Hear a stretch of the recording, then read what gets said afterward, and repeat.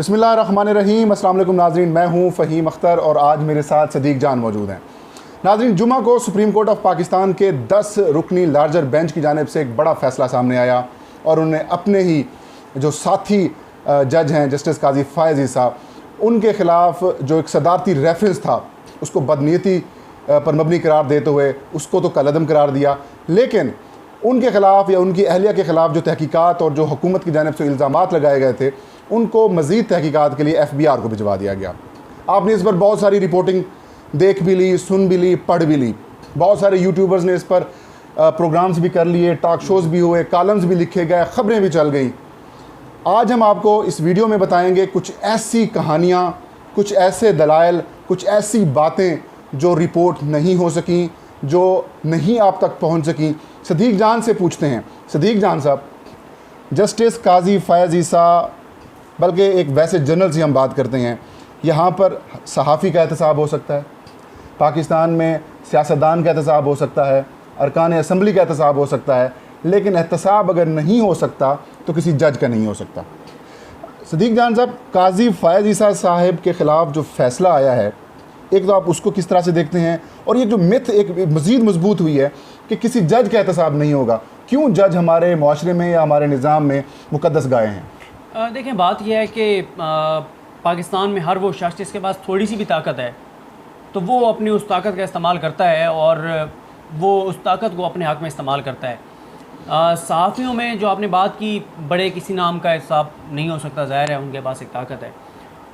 आप जैसे जैसे देखें, जिसका जहाँ पे जितना बस चलता है ना वो चलाता है इस मुल्क के अंदर। और ये बात फ़रोग़ नसीम साहब ने वहाँ पे दलाइल में कही। उन्होंने कहा कि वकला तहरीक के बाद, अदलिया बहाली के बाद, इस वक्त पाकिस्तान में अगर कोई सबसे ताकतवर तबका है, सबसे ताकतवर कोई इदारा है तो वो जुडिशरी है। और इसका हमने अमली इजहार जो है वो जनरल कमर जावेद बाजवा साहब की एक्सटेंशन के केस में देख लिया कि हुकूमत के साथ जो उसमें किया गया, जो आर्मी चीफ के जो साथ किया गया, उसमें ये बात तय हो गई है कि इस मुल्क में सबसे ताकतवर इदारा जो है वो अदलिया है। देखें, आपने जो फ़ैसले के ऊपर बात की, फ़ैसले के ऊपर हम बहुत बात कर चुके हैं।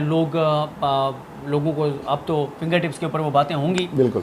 मेरा ख्याल है हम इसमें इस वीडियो में कोई नई बात करते हैं, कुछ ऐसी चीज़ें जो नहीं हो सकी, जिन पे बात मैं भी नहीं कर सका। और मैं आपको बताऊं, मेरे पास अभी कम अज़ कम कोई 15 से 20 ऐसी चीज़ें होंगी जो अभी तक ऐसा नहीं है कि रिपोर्टर करना नहीं चाहते थे, कर नहीं सके। मैं भी नहीं बता सका अभी तक वो अपनी वीडियोज़ में। इतनी चीज़ें हैं जो कि पेंडिंग हैं। सही। अभी जैसे हम वीडियो से पहले बात कर रहे थे तो हमारा टॉपिक तो और था कि इसके ऊपर बात करते हैं। लेकिन एक तो उसमें पॉइंट ये है कि फ़रोग़ नसीम साहब ने एक बात की जो कुछ जगहों पे रिपोर्ट भी हुई, लेकिन उस पर उस तरह से बात नहीं हो सकी। वो सुहेल खान साहब बहुत सीनियर रिपोर्टर हैं, मेरा ख्याल है उनका 20 साल से ज़्यादा तजर्बा है, दी न्यूज़ अखबार में रिपोर्टिंग करते हैं। सुहेल खान साहब ने दी न्यूज़ में वो ख़बर लगाई और वो ख़बर लगी, लेकिन उस पर बात नहीं हो सकी। वो यही थी कि एक वो मैं सुहेल खान साहब की स्टोरी का आपको बताऊंगा और एक मैं उसके बाद आपको एक चीज़ अपनी तरफ से बताता हूँ कि वो क्या है। सुहेल खान साहब ने जो स्टोरी लगाई, उन्होंने कहा फ़रोग़ नसीम साहब ने, और इस बात पे ये जो फ़ैसला आया है इसमें बहुत बड़ा किरदार था उन दलाइल का, फ़रोग़ नसीम के। उन्होंने कहा कि अगर आपने फ़ायज़ ईसा साहब की ये बात मान ली, अगर फ़ायज़ ईसा साहब की आपने ये बात मान ली कि वो अपनी बीवी के सासों जायदादों के ज़िम्मेदार नहीं हैं और आपने ये मामला यहीं पे क्लोज़ कर दिया, फ़ाइल बंद कर दी, तो ये पाकिस्तान के लिए इंतहाई तबाहकुन होगा, पाकिस्तान के लिए और पाकिस्तान में करप्शन को फ़रोग़ देने के मुतरादिफ होगा। ये मैं अपने अल्फाज में बता रहा हूँ। स्टोरी तो ज़ाहिर है जो सुहेल खान साहब की स्टोरी है उसमें बहुत सारी चीज़ें हैं, लेकिन मैं ज़ाहिर है वहाँ पे मौजूद था तो मैं अपने अंदाज़ में बता रहा हूँ जो आपने देखा, जो मैंने वहाँ पे देखा और सुना। ज़ाहिर है उनका अपना एक स्टाइल है, इंग्लिश अखबार की रिपोर्टिंग का अपना एक तरीकाकार होता है, अल्फाज अलग हो जाते हैं। हाँ, तो मैं लोगों को जो जिस आम फहम अंदाज में समझ आएगी मैं उसमें बता रहा हूँ कि उन्होंने कहा कि अगर आपने ये बात मान ली तो ये करप्शन को पाकिस्तान में फ़रोग़ देने के मुतरादिफ होगा। उन्होंने कहा पूरी दुनिया में जो कवानीन है वो ये जो कवानीन है कि खामिद जो है अगर वो पब्लिक ऑफिस होल्डर है, पब्लिक सर्वेंट है, तो वो बीवी के मामलात का जवाब दिया है, वो करप्शन को रोकने के लिए है। बिल्कुल सही है, पूरी दुनिया में है। बिल्कुल। आप अगर इस बेस पे कह देंगे कि जी जज साहब जो हैं वो अपनी बीवी के जवाबदेह नहीं हैं, अगर आपने ये बात मान ली तो ये पाकिस्तान के लिए, पाकिस्तान के निज़ाम के लिए बहुत तबाहकुन होगा और पाकिस्तान के निज़ाम से के तबाहकुन के बाद पाकिस्तान में करप्शन को फ़रोग़ देने के मुतरादिफ होगा। और तीसरा उन्होंने कहा था कि ये जो जुडिशरी है, जो अदालत है, ये दुनिया भर में इसको कहते हैं कि पब्लिक ट्रस्ट है। बिल्कुल सही बात है। फोर्थ पिलर ऑफ द, ठीक है। जिस तरह मीडिया है तो थर्ड पिलर यही है, इस चेक उसके अलावा गवर्नमेंट पर, पब्लिक ट्रस्ट के सेंस में उन्होंने कहा कि लोगों के एतमाद पे अदालतें चलती हैं। बिल्कुल। जुडिशरी का वायद ये होता है कि लोगों को अदालतों पे एतमाद होना चाहिए, लेकिन उन्होंने कहा पाकिस्तान में ये पब्लिक ट्रस्ट नहीं, ये सेक्रेट ट्रस्ट है, क्योंकि हम इस्लामी जमहूरिया पाकिस्तान है। बिल्कुल सही। और उन्होंने कहा था कि जज साहब जो हैं यानी फैज़ल साहब, वो हज़रत उमर फारूक या हज़रत अली से बड़े नहीं हैं, और ना ये अदालत उनसे बड़ी है। सही। अगर हज़रत उमर से सवाल किया गया था, एक आम बंदे ने खड़े होकर किया था कि आपका ये कुर्ता कैसे बन गया, हमारा तो नहीं बना जितना कपड़े हमें मिले मालिक गनीमत में से। तो उनके बेटे ने खड़े होकर कहा कि मेरे वालिद को मैंने भी अपने हिस्से का कपड़ा दिया था, तो इसलिए इनका कुर्ता बना है।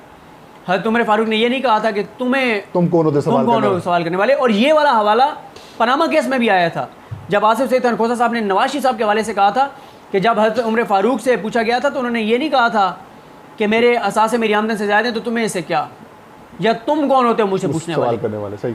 तो बात यह है, एक ये वाला पॉइंट बहुत उनका था, जिसके ऊपर, जिस पॉइंट के ऊपर बहस होनी चाहिए, बात होनी चाहिए, बात हुई, और जो वजह बनी इस फैसले की, सही, जो फैसले की वजह बनी इस फैसले की, दलील ने जजेस को मजबूर किया ये मामला एफबीआर को भेजने पे, एफबीआर को भेजने के से बढ़ के, सही, एफबीआर को भेजकर फिर वापस सुप्रीम जुडिशल काउंसिल को भेजना, सही सही सही, ये इन दलाइल ने मजबूर किया, जिन 10-12 दलाइल ने मजबूर किया, उनमें से एक ये पॉइंट था।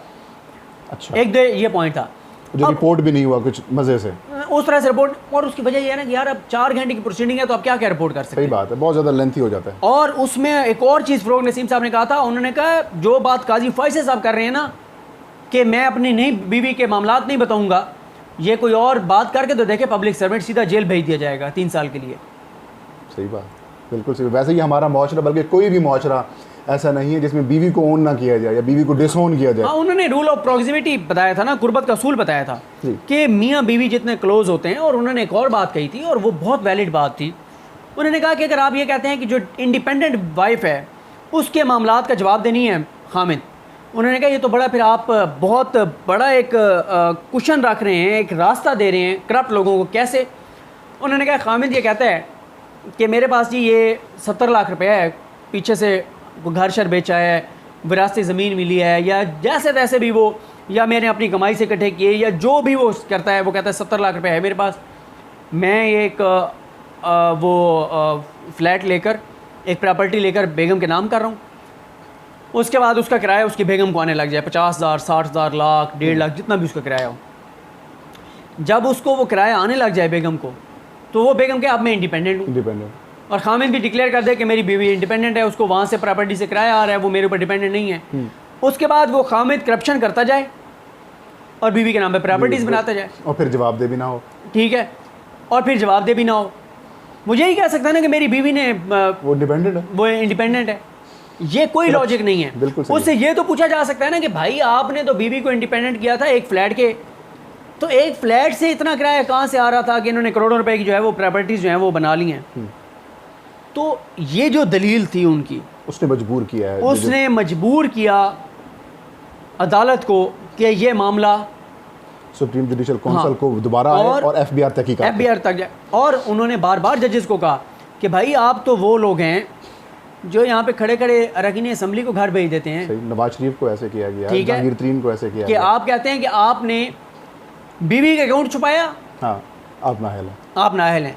उन्होंने यूके की अदालतों की मिसालें दी। उन्होंने तो यहाँ तक कहा कि उन्होंने कहा कि एक जज का उन्होंने फैसले का हवाला दिया कि वो वकील थे और जज बन गए, तो बात सामने आई कि उन्होंने तो कुछ कंपनीज़ क्रिएट की हुई थी टैक्स चोरी करने के लिए और ये वो सारा कुछ। तो हालांकि एज ए वकील उन्होंने ये सारा कुछ किया था, लेकिन इसलिए उनको घर भेज दिया गया कि आप अगर जज होते और आपके सामने इस तरह किसी वकील का मामला आता तो आप यही लिखते ना कि ये गलत है, तो आपको भी ये चीज़ें नहीं करनी चाहिए थी। और अदालत तो 40 पब्लिक ट्रस्ट के ऊपर रही होती है, आवाम के अतमाद के ऊपर। ये जो पॉइंट था ना फ़रोग नसीम साहब का, और इस पर फिर उमर अता बंदियाल साहब ने कई मौक़ों पर कहा कि, और मैं उसका हवाला दोबारा दूंगा, तारीफ़ भी करते रहे थे जजेस। हाँ, मैं उसका हवाला दूंगा जब उनकी फैसल साहब की अहलिया जब बात कर रही थी वीडियो लिंक पर, तो उन्होंने कहा था, उमर अता बंदियाल साहब ने कहा था, उन्होंने कहा मैडम, इसी तरह कहा था, मैडम आप को ये बात जहन में रखनी चाहिए कि हम जजेस बाकी लोगों से ज़्यादा काबिल एहतसाब हैं क्योंकि हम बाकियों का एहतसाब करते हैं। बिल्कुल। और दूसरा उन्होंने कहा था, मैडम मैं जानता हूँ कि आप ज़ाहिर है आप शरीक हयात तो हैं ही सही अपने खामिद की, लेकिन आप उनकी सिंसियर फ्रेंड भी हैं, डियर फ्रेंड भी हैं, ठीक है। लिहाजा हम जजेस अपने प्राइवेट और पब्लिक मामलात में प्राइवेट और या पब्लिक को जवाब दें हैं, और आप जो है वो अपने खामिद के बिहाफ पे ज़रूर जवाब देंगे, हम ये आपसे उम्मीद करते हैं। लिंक कर दिया बेसिकली। और आप अपने खामिद के बिहाफ पे, आपके खामिद आपके बिहाफ पे जवाबदेह हैं। मतलब वो जो दलील थी कि ये इंडिपेंडेंट हैं खातून, उनकी अहलिया, वो ख़त्म कर दी। हाँ, फ़रोग नसीम साहब का यही था कि डिपेंडेंट इंडिपेंडेंट वाला चक्कर नहीं है। नहीं, जो मुनीर मलिक साहब या फिर काजी फाइज़ साहब मुसलसल ये कह रहे थे, या फिर उनके जो हामी जर्नलिस्ट हैं वो इस चीज़ को बेस बनाने की कोशिश कर रहे थे कि उनकी अहलिया जो हैं वो इंडिपेंडेंट हैं, वो जवाबदेह नहीं है काजी फाइज़ से अपनी अहलिया की प्रॉपर्टीज़ का। बिल्कुल ऐसी है। देखें बात यह है कि वो तो उन्होंने 1969 के जो हैं वो रूल्स का हवाला दिया, बहुत कुछ उन्होंने कुरान मजीद से बताया, उन्होंने हज़रत अली की मिसालें दी, हज़रत उमर फ़ारूक की मिसालें दी, उन्होंने शरीयत, उन्होंने ये भी कहा कि सुप्रीम कोर्ट के फैसलों में मौजूद है कि जब भी आप किसी केस का फ़ैसला करने लगेंगे आप शरीयत को भी मद्देनज़र रखेंगे। तो उन्होंने कहा शरीयत को आप मद्देनज़र रख के देख लें यहाँ पे कि काजी का क्या, मियां बीवी एक दूसरे की वो कि काजी जो है वो क्या क्या उसकी रिस्पॉन्सिबिलिटीज़ हैं, कितना उसका एक उसके ऊपर बर्डन है। तो ये सारी बातें उन्होंने। सदीक भाई 13 महीने ये केस चला है, मुसलसल हम देख रहे हैं। सुप्रीम जुडिशल काउंसिल में ये रेफरेंस गया, काजी साहब वहाँ से भी भागने लगे और उन्होंने एतराज़ लगा दिया, फिर ये मामला सुप्रीम कोर्ट के 10 रुकनी बेंच के पास आया, फिर 2-3 जजेस पर एतराज़ लगा दिया गया, फिर FBI जाने की मुखालफत की गई। काजी साहब भाग क्यों रहे हैं मुसलसल? देखें वो यही बात थी ना कि अब देखें ना, बात ये है फ़हीम भाई, अब अगर ये मुझे अब नहीं अंदाज़ा, मोहसिन भाई अगर बता सकें, 7 लाख पाउंड अगर 2010, 11, 12 के करें तो कितने बनेंगे पाकिस्तानी? तकरीबन कोई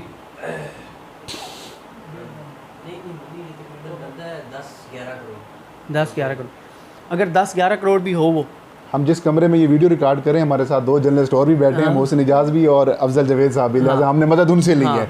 ये ज़्यादा पढ़े लिखे हैं ना, बाहर आते जाते हैं तो इनको पाउंड्स के हिसाब से पता है। तो बात यह है कि अब 10 साल में उन्होंने अगर 10 साल में 10-11 करोड़ भिजवाया है तो इट्स मीन के पर ईयर 1 करोड़ रुपया उनकी इनकम है। अब उसमें से उन्होंने ज़ाहिर है जो उन्होंने कहा मैंने कुछ प्रॉपर्टीज़ बेची हैं कराची में, पता चल जाएगा वो प्रॉपर्टीज़ कितने की थी, ज़राई ज़मीन से कितनी इनकम थी, स्कूल जिसमें वो पढ़ाती रही कितनी इनकम थी। तो सारी ये 10-11 करोड़ 12 करोड़ रुपया कोई आसान तो नहीं है इसको जस्टिफाई करना कि कहाँ से कमाना है, लेकिन जस्टिफाई करना पड़ेगा। सही, उसको जस्टिफाई किए बगैर कोई चारा नहीं हो सकता है सर। ज़ाहिर है फादर से हो किसी से, वो सारी नहीं गिफ्ट भी हो सकता है, फैसलों पर अंदाज होने के लिए भी किया जा सकता है। बहुत सारे सवाल यहाँ पर देखें, यही है ना। अभी हम ये नहीं कहते कि काजी फाइज़ साहब ने और हुकूमत ने भी ये नहीं कहा, और आपको पता है इस बात पे तारीफ सवालात तो उठे हैं सर लोगों के जहनों में, जो अगर पब्लिक पल्स को हम देखें वो ये पूछ रहे हैं कि यार हो सकता है काजी साहब ने पैसे किसी से लेके ये फैसले दिए हों या उनको किसी गिफ्ट की शक्ल में दिए हों। सवालात उठ रहे हैं, लोगों की बात बिल्कुल हो सकती है, लेकिन हम तो जाएंगे उस रेफरेंस पे जो हुकूमत ने बनाकर भेजा है, जो सदर पाकिस्तान ने बनाकर भेजा है। वो जो रेफरेंस उन्होंने बना के भेजा उसमें लफ्ज़ करप्शन नहीं है, डिसऑनेस्ट का लफ्ज़ नहीं है। और इस पर तारीफ़ की उन्होंने फैसल अरब साहब ने एक मौके के ऊपर, उन्होंने कहा कि आपने ये कहीं नहीं लिखा कि ये डिसऑनेस्ट हैं, आपने कहीं नहीं लिखा कि इन्होंने करप्शन नहीं की, करप्शन किया है। आपने तो सिर्फ ये केस बनाकर भेजा कि प्रॉपर्टीज़ आई हैं और इनकी मनी ट्रेल आनी चाहिए, जज साहब को बताना चाहिए, डिक्लेयर करनी चाहिए। आपने ये लिखकर भेजा है क्योंकि आपके पास सबूत नहीं थे करप्शन के, तो आपने भी नहीं लिखा कि करप्शन है। हुकूमत का केस सादा सा है कि ये असास जदादें आई हैं, काजी साहब की अहलिया मनी ट्रेल दे दें बस, बिल्कुल ठीक है। और ये तयशुदा असूल है। जहाँ पे नवाज शरीफ साहब के मामले में क्या हुआ था, ये जो आज तक बात होती है कि ये नवाज शरीफ के केस में लिखा हुआ है कि करप्शन साबित नहीं हुई, वो क्यों ये बात होती है? देखिए 2 चीज़ें होती हैं ना। एक है कि अगर आप पब्लिक ऑफिस होल्डर हैं, सरकारी मुलाजिम हैं, या डायरेक्ट हम नवाज शरीफ साहब पे बात करते हैं, उनसे पूछा गया कि आपके बेटों के पास ये जायदादें हैं, ये कारोबार हैं, तो ये आपने ये बच्चों ने कैसे बनाए? जब नवाज शरीफ साहब इसको जस्टिफाई नहीं कर पाए तो ये तो अंडरस्टूड था कि इन्होंने गैर कानूनी तरीके से पैसा बनाया, ठीक है। लेकिन फिर इसका दूसरा एक एंगल भी होता है कि ये चेक किया जाए कि ये गैर कानूनी काम और करप्शन कहाँ कहाँ पे हुई है। ठीक है, पहले केस में भी अंडरस्टूड है कि जस्टिफाई नहीं कर सके तो ये हलाल का नहीं था। नहीं, बिल्कुल वो डिक्लेयर हो गया कि ये गैर कानूनी है। ठीक है, लेकिन दूसरा फिर मसला होता है कि यार मेट्रो से लिया, मोटरवे से लिया, कहाँ से किकबैक्स लिए, कहाँ से करप्शन की, वो साबित नहीं हो सका और वो हो भी नहीं सकता। वाइट कॉलर क्राइम साबित नहीं होता। बिल्कुल सही है। क्यों इस तरह के कवानीन है पाकिस्तान में? बर्डन ऑफ प्रूफ क्यों पब्लिक ऑफिस होल्डर पे शिफ्ट कर दिया जाता है? क्यों जो बर्डन ऑफ प्रूफ है उस पे होता है जो कि अवामी अहदेदार है, जो कि अवामी अहदे पे है, जो कि पब्लिक ऑफिस होल्डर है, जो कि पब्लिक सर्वेंट है? क्यों है? क्यों? मिसाल के तौर पे मैं हूँ, मैं 20वें ग्रेड में हूँ, मैं 21वें ग्रेड में हूँ, सही, मैं रिश्वत लेता जा रहा हूँ और अपने फैमिली के नाम पे प्रॉपर्टीज़ बनाता जा रहा हूँ। ठीक है, तो ये तो स्मार्ट तरीका है ना। हाँ, ये काजी साहब ने लीगल करने की कोशिश कराने की कोशिश की है। ठीक है, मैं अभी भी नहीं कह रहा कि काजी साहब गलत हैं। नहीं, जो आर्गूमेंट्स हैं उसे तो यही होता है ना। ठीक है, मैं अभी भी नहीं कहता कि वो गलत हैं। बात यह है कि मैं तो कह रहा हूँ बर्डन ऑफ प्रूफ उन पे है। सही है। उनको जवाब देना है कि भाई ये बीवी ने कहाँ से बनाया। अगर बीवी साबित नहीं कर पाएगी तो फिर काजी साहब फंसते हैं। काजी साहब फंसते हैं। बिल्कुल सही। तो क्या मुस्तकबिल देख रहे हैं? एक दफ़ा फिर आपने बहुत दफ़ा मैं मिठाई का लफ्ज़ इस्तेमाल कर रहा था, लेकिन आप रसगुल्लों का लफ्ज़ इस्तेमाल कर रहे थे। ये जो बग़ैर पढ़े अंग्रेज़ी ट्रांसलेशन, ज़्यादा उनकी उर्दू ट्रांसलेशन लोगों की कुछ कमज़ोर है, कुछ हमारे सुप्रीम कोर्ट के रिपोर्टर्स भी हैं जिनका टिल्ट नून लीग की तरफ भी है, उस दिन तो बड़े शादियाने बजाए। क्या देखते हैं, एक बार फिर इनसे गलती हो गई है? नहीं, देखें, कुछ लोगों को तो पता था कि फ़ैसला क्या है, लेकिन उन्होंने कहा कि इससे पहले कि हुकूमत फ़तह का ऐलान करे हम कर देते हैं और कंफ्यूज कर देते हैं मामले को। लेकिन बाकी जो थे असल में ना, ये थोड़ा सा, क्योंकि हम तो जो रिपोर्टर्स बैठे हैं चारों, असल में ये हुआ ये कि जब पहली ब्रेकिंग चली ना कि रेफरेंस कलदम, उसी पे ही माहौल बन गया। सुनने वालों ने देखा कि रेफरेंस गए हो, काजी साहब बच गए।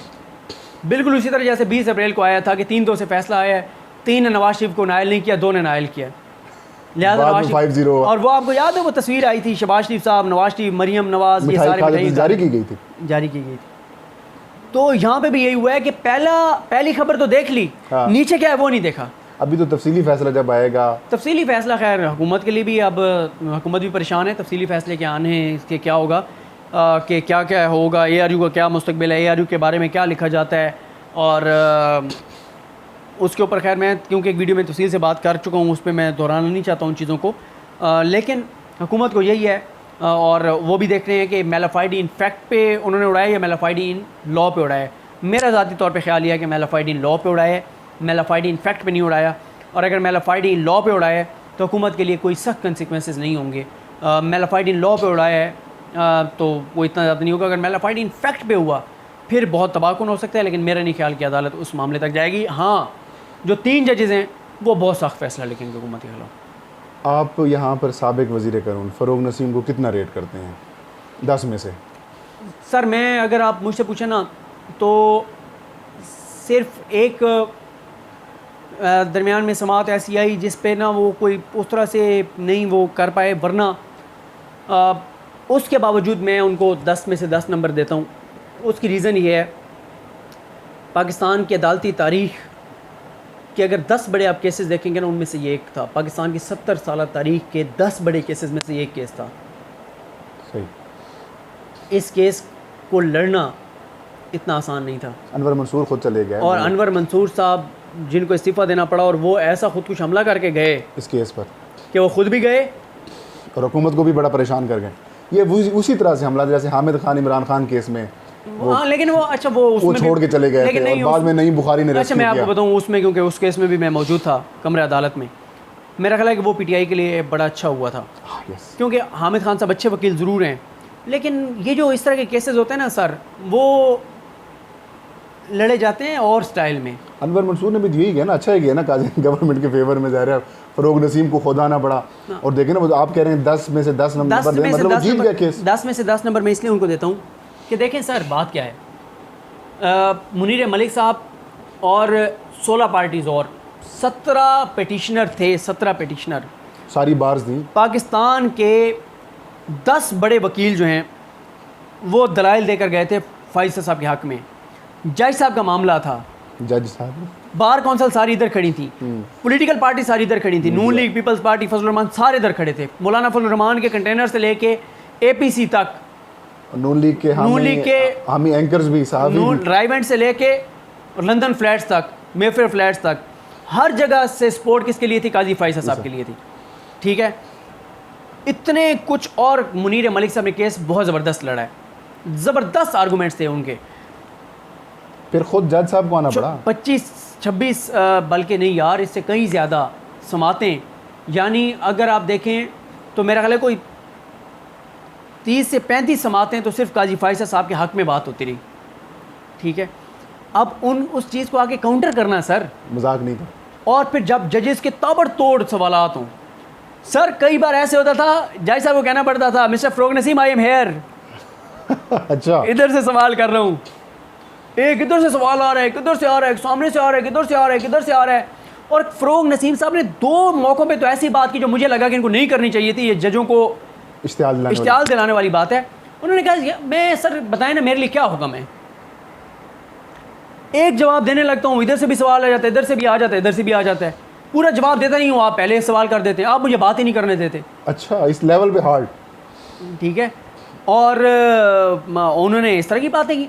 अब बात यह है सर कि फ़रोग नसीम साहब के सूरत हाल जब ये हो, एक तरफ मीडिया 90% मीडिया सपोर्ट कर रहा हूँ, तमाम पॉलिटिकल पार्टीज, तमाम बार एसोसिएशंस, तमाम बार कौंसल्स, तमाम वकला की बड़ी तंजीमें, कोई 17 पिटिशनर्स, इवन के आपके सहाफ़ियों की PFUJ, ये सब काजी फाइसा साहब के हक़ में दलाइल भी दे चुके हों, उनके साथ भी खड़े हों, धमकियाँ भी दे रहे हों, एहतजाज भी किए गए हों। आपको याद है सुप्रीम कोर्ट में खड़े हो गए वकला ने कहा था हम आग लगा देंगे इस रेफरेंस को, सही, बिल्कुल ऐसा हम ताले लगा देंगे इस अदालत को, और मेन दरवाज़ा उन्होंने बंद कर दिया था, एक और साइड से नारे भी लगाए गए थे बड़े, सारा कुछ, और ऐसे नारे लगाए गए थे। एक नारा बता भी देते हैं, अब वो ज़ाहिर है वो वीडियो चल गई है, ठीक है, हालांकि वो गाली है, और ये पहली मरतबा मैं ये लफ्ज़ अपनी किसी वीडियो में शायद इस्तेमाल कर रहा हूँ।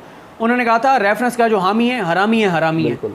ये नारे थे आपके वकला के, जहाँ पे इतनी एग्रेसिव सूरत हाल हो, वहाँ पे फ़रोग नसीम साहब का केस बनाना।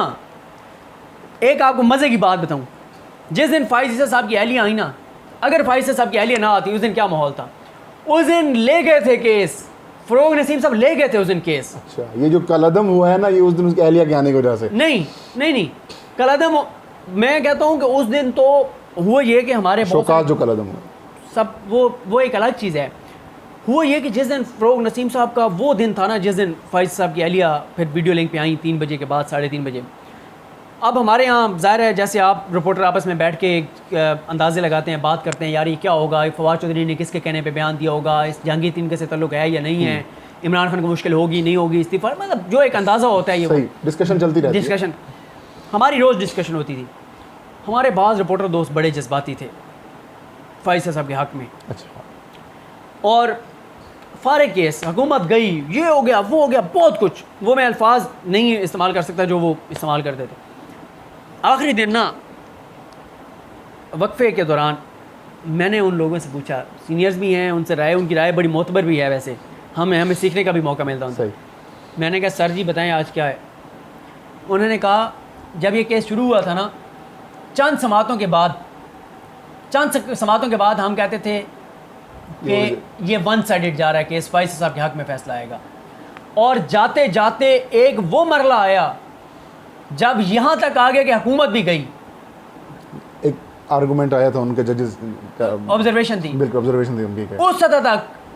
और एक वो दिन आया जब रिपोर्टर वो सारे जो काजी फाइज़ साहब के हामी थे, वो बैठ के कह रहे थे कि कुछ नहीं, पता नहीं क्या फ़ैसला आएगा। वाह, ये सिर्फ और सिर्फ कमाल था। वन साइडेड केस से लेकर 10-0 तक, हुकूमत के जाने तक, और एंड पे आके ये कहना कि आज हम कुछ नहीं कह सकते, फैसला क्या आएगा। तो ये कमाल जो है ना फ़रोग नसीम का, हुकूमती एक शख्सियत, हुकूमती टीम में से एक इम्पॉर्टेंट शख्सियत से बात हो रही थी, वहाँ पे ब्रेक हुई तो वो बाहर निकले, सारे तो खड़े थे, तो किसी ने पूछा बताएं क्या कहते हैं आप, आपके वकील हैं फ़रोग नसीम साहब। उन्होंने कहा कि जब दलाइल ख़त्म हुए थे ना मुनीर मलिक साहब के, और जो फिर अनवर मंसूर साहब ने किया, ये केस ज़मीन पे आ गया हुआ था, ठीक है, उसको ज़मीन से उठा के ना फ़रोग नसीम साहब यहाँ तक ले आए, आप फर्श से अर्श पे लेके आए हैं, ठीक है। उन्होंने कहा अब ऊपर ले आए हैं, ठीक है ना, ये उनकी कामयाबी है। वो जो नईम बुखारी साहब ने कहा था ना कि केस वकील नहीं हारता, मुवक्किल हारता है, लेकिन केस को जो बनाया फ़रोग नसीम साहब ने। एक और भी मैं आपको आज इंटरेस्टिंग बात बताऊँ, फ़रोग नसीम साहब का जिक्र चल निकला है तो मैं आपको बताऊँ, क्योंकि फ़रोग नसीम साहब के हवाले से जो मीडिया पे खबरें चल रही थी ना, उसकी वजूहत थी।